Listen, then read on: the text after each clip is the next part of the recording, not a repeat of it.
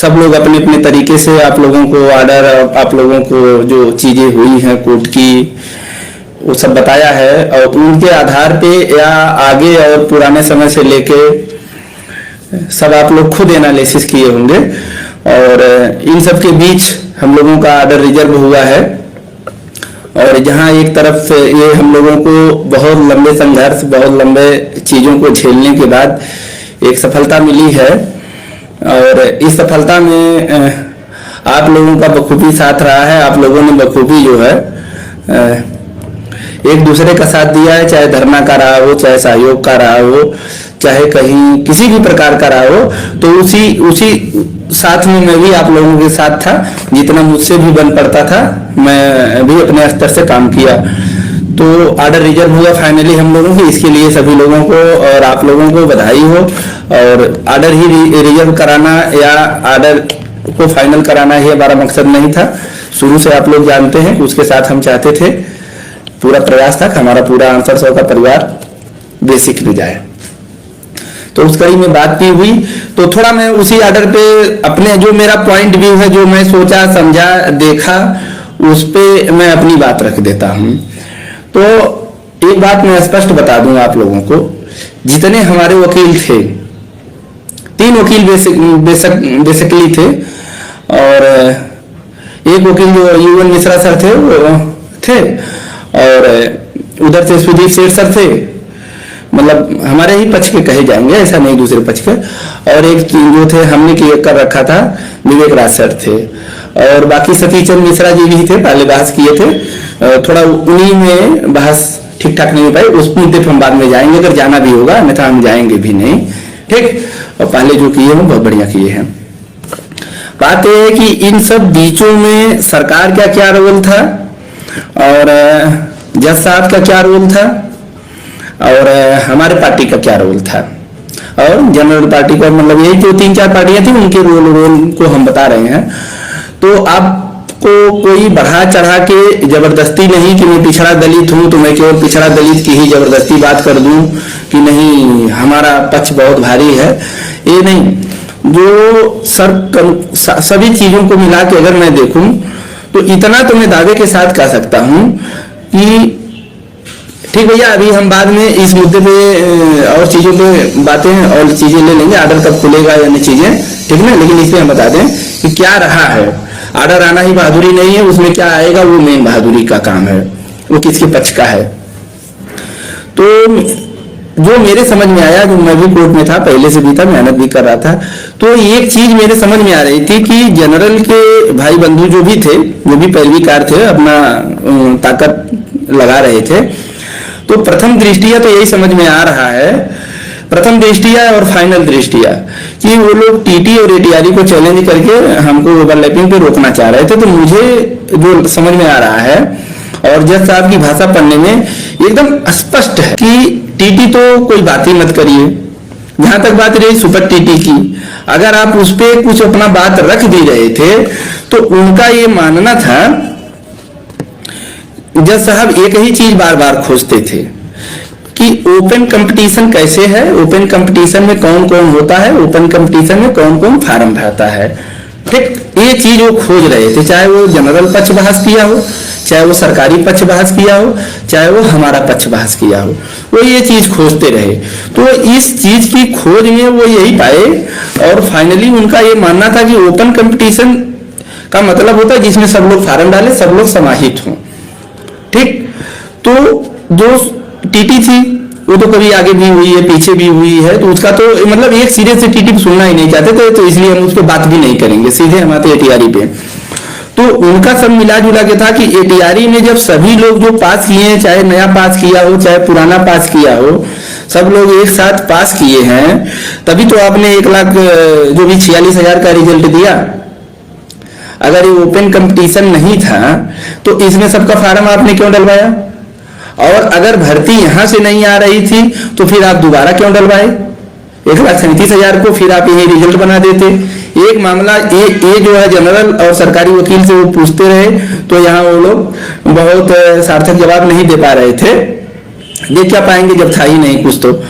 तो मिला जुला के जज साहब एकदम स्पष्टली क्लियर कट में थे और वो अपने मुंह से भी इस बात को बोले हैं, मैं सुना खुद हूँ। हिंदी और अंग्रेजी दोनों में भी वो बहस कर रहे थे।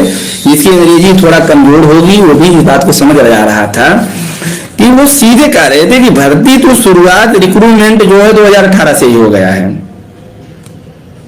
शुरुआत हो गया है, ठीक। लेकिन अगर ये शुरुआत होना ना होना और रिलैक्सेशन और रिजर्वेशन का जो विभेद होता है वो अलग मैटर है, और भर्ती शुरुआत होना ये अलग मैटर है। और जबकि हम लोगों की जो बहस जाती है, जो चीजें जाती हैं, हम लोग सीधा सीधा इस पे आते हैं कि सुप्रीम कोर्ट का ऑर्डर, यानी भर्ती अभी शुरू नहीं हो रही, भर्ती बाद में शुरू होगी। लेकिन जो मेरा मानना है, सबका अपना अपना सोच है, सबकी अपनी अपनी बुद्धि है, ये मेरा अपना मानना है, मेरी अपनी सोच है, जो मैं सुना हूं, जो मैं समझा हूं। तो उनका ये स्वयं कहना था कि भर्ती तो 2018 से स्टार्ट हो गई है, कोई इसमें मुझे शंका नहीं है, आप भी जानते हो, सब लोग जानते हो भर्ती स्टार्ट है। और लेकिन उनका ये भी कहना था अगर 18 से स्टार्ट हो गई है और सब लोग अगर उसमें फार्म डाल रहे हैं तो फिर आप बताओ ओपन कंपटीशन क्यों नहीं है। तो ना तो इस पर सरकार सही जवाब दे पा रही है, ना इस पर जनरल का दे रहा है। अब बाकी हमको तो कोई जवाब नहीं करना है, हमारे तो पक्षे की बहस हो रही है। तो जब आप इसका जवाब नहीं दे पा रहे हैं तो जब आप स्वयं कह रहे हैं तो इसका मतलब ओपन कंपटीशन है, क्योंकि इसके बाद आप एक और रिजल्ट दोगे, एक और फार्म भरवाओगे। लेकिन आप एक मुद्दा ये फंसता है ईडब्ल्यूएस का इसी के साथ। और अगर ये ऐसा होता है कि नहीं भर्ती अभी आगे शुरू होगी तो ईडब्ल्यूएस भी जाके वहां फंस जा रहा था। तो मेरे समझ में जो ये आ रहा था कि जज साहब का मानना ये है कि भर्ती 2018 से स्टार्ट है और रिलैक्सेशन और रिजर्वेशन दोनों दो अंतर है, और भर्ती पार्ट ऑफ सिलेक्शन है कि नहीं है ये तो सेकेंडरी चीज हो गई। लेकिन रिलैक्सेशन और रिजर्वेशन इसमें इस्तेमाल होगा, ये भी दोनों अलग अलग चीजें हैं, दोनों अलग अलग स्तर पे मिलेंगी। इसलिए 6800 की जो लिस्ट है उसमें कोई इफ बट दुविधा नहीं है, उसको प्रोसीड करना चाहिए और प्रोसीड होगी भी। आप देखिएगा ये आर्डर आएगा। और एक लाइन में फिर आपको संशोधन करके मैं सारी चीज बता दूं कि आर्डर जो आएगा, जो मेरा मानना है कि ये भर्ती 2018 से शुरू है, ठीक।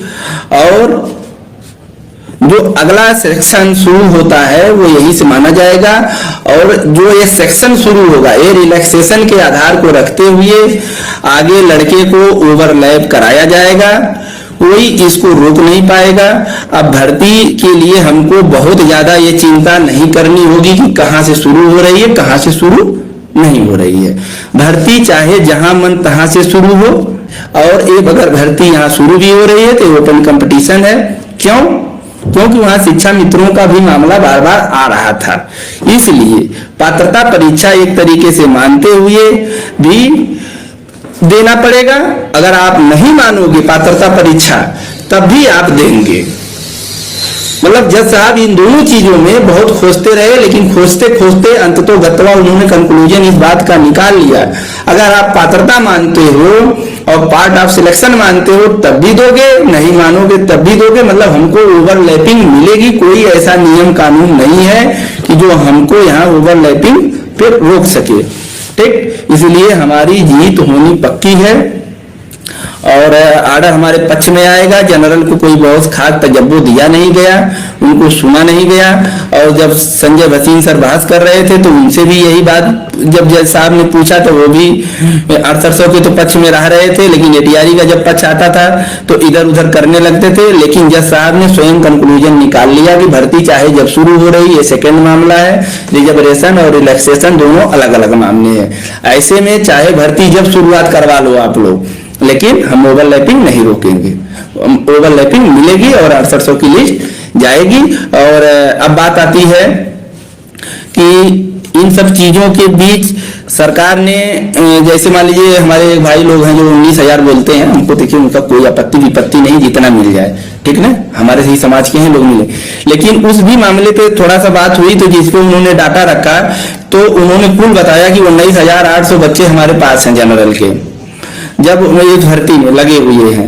जब इस भर्ती में लगे हुए हैं 19,800, तो इसमें उन्होंने पूछा एमआरसी कितना है, तो एमआरसी उन्होंने बता दिया 6800। अगर इसमें से हम घटा दे तो 13,000 बचते हैं, तो फिर 19,000 का कहां से मामला आता है। तो एक तरीके से ये भी थे। फिर भी उन्होंने कहा कि हम सभी वर्गों का कल्याण चाहते हैं, अधिक से अधिक लोगों का कल्याण हो जाए, हमें किसी से आपत्ति विपत्ति नहीं है, लेकिन फिर भी जो एक तरीका है यही है, ठीक ना। तो ये बात यहाँ तक की हुई। तो अब मुझे जो समझ में आ रहा है, आप लोगों को भी समझ में आ गया होगा कि जो आप लोग लेके बहुत परेशान रहते, भर्ती कहाँ से शुरू होगी, कब शुरू होगी, और ये मामला आप लोग छोड़ दीजिए। भर्ती चाहे दुनिया के जिस भी डेट से, जिस भी दिन से, जिस भी स्तर से शुरू होगी, हमको ओवरलैपिंग अब कोई रोक नहीं पाएगा। ये मेरा अपना स्वयं का मानना है, मेरा अपना एनालिसिस है। बाकी जिसको जो सोचना होगा, जो समझना होगा, वो अपना समझेगा, मानेगा मेरी बातों को तो ठीक, नहीं मानेगा तो कोई बात नहीं। हाँ, ये चीजें हुई। और बाकी जो भी साथी हम लोगों के धरना से लेके अन्य जगह तक जो भी साथ दिए हैं, सब लोगों का बहुत बहुत आभार, बहुत बहुत धन्यवाद। और हमने भी एक छोटी सी टीम बनाई, उस टीम के माध्यम से अपना पूरा प्रयास किया। आप लोगों के सामने परिणाम भी रहा होगा, आप लोग देखे भी होंगे। ना कभी किसी के साथ धोखाधड़ी, ना तो कोई फराडगिरी, ना तो कभी रिविजिट, ना तो कभी बीएड बीटीसी, ना तो कभी भाई लोग, मतलब कुछ भी इस तरीके की मेरे मन मस्तिष्क में था नहीं। एटीआरडी क्लियर होगा और उस आर्डर में कोई संशोधन बहुत कुछ होने वाला नहीं। 90% आर्डर वही रहेगा, 10% वही एक लाइन बदल जाएगी कि हमको आरक्षण चाहे भर्ती जहां मन तहां शुरू हो, हर स्तर से मिलेगा, कोई रोक टोक नहीं है।